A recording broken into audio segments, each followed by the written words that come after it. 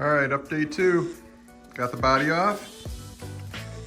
It's sitting nicely on the old body buck.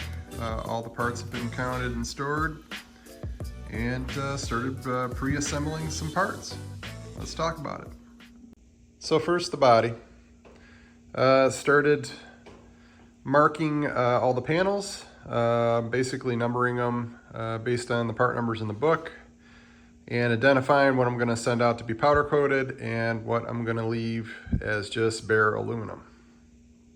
And by marking, I mean I am physically tracing everywhere where a steel crossmember intersects the aluminum. This will make it easier for me to drill the holes, which I will then use to rivet the panels in place. I have to do this on every panel. So some panels are still in a box. So I'm going to essentially take this apart, drill all the holes, start putting it all back together, add in the other panels, drill whatever holes I need then, and then pull it all back out again, and then get this down to a bare, well, somewhat bare frame again. Sure, right about now you're saying, Rob, quit being so detailed, this is kind of boring. Well, just remember I am going to be using this, I'm sure at some point, to identify how these panels shingle back together, so I have to be boring and detailed. Now in the books, it says the fully dressed body is about 350 pounds. I can tell you when you take the doors, the hood, and the deck lid off, this body probably only weighs about 150 pounds. It was very, very simple for my son and I to move it over to the buck. As you can see, the rack and pinion is now in. I had to remove one of the pressure lines. These vertical cross members were a bit close for the installation, so this pressure line, I had to remove it in order to get it jockeyed into place. Once I got it into place, I was able to put the pressure line back on and finish loosely torquing this down. So it's in a loose assembled position. I did get my lower control arms for the front, getting everything sub-assembled and ready to go in. All right, so these are my forged upper and lower control arms along with my toe link. So these all came in this week. I sub-assembled them together, and I was waiting until I got the differential in place before I mounted them, just so I had a little extra room to move around the vehicle for that assembly operation. So those will be the next thing going in place along with the CVs. Thursday of this week was my busy week. As you can see, all the body panels were removed on the rear because I knew I was going to be trying to tackle this differential once all my hardware came to assemble it. So I got them all removed and turned them over. This is the bottom side of the trunk panel. So you can see all the tracings for the cross members.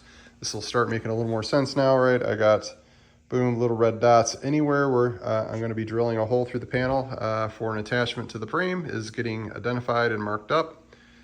I got a pile of aluminum over here that's already completed. So once I start getting the suspension together and maybe even dropping the fuel tank in the back, I'll start attaching the rear panels, get those all lined up and get them looking really good. Drill my holes, or at least some of my holes. I don't think I'm going to do 100% of them. Just so I don't have any weird thing going on after I powder coat. And then I will start disassembling the front footbox panels and getting those all kind of figured out. All right, let's talk a little bit about what happened on week 2 of the Mark V. It started off earlier this week with getting the coilovers built up. This was not a difficult task. This is something that was super easy to do. We did it in about 30 minutes once I had all the parts kind of lined up and ready to go. It was probably one of the easiest build up of a coilover I've ever done in my life. So easy task. Hope probably one of the easier ones I'm going to have in this project, I'm sure. And before you even say it, yes, we were putting the coilovers together on the kitchen table. It was a sanctioned event. Worked my way, I think that was what, Tuesday, Wednesday came, Thursday. I started coming back out here. That's when I got the panels pulled off and started marking them up for drill. It was that night that my control arms came. So that was exciting. I was able to get the control arms out here. I sub-assembled some of the parts just to kind of get it all together so I don't lose anything. And you can see, right there's one of them.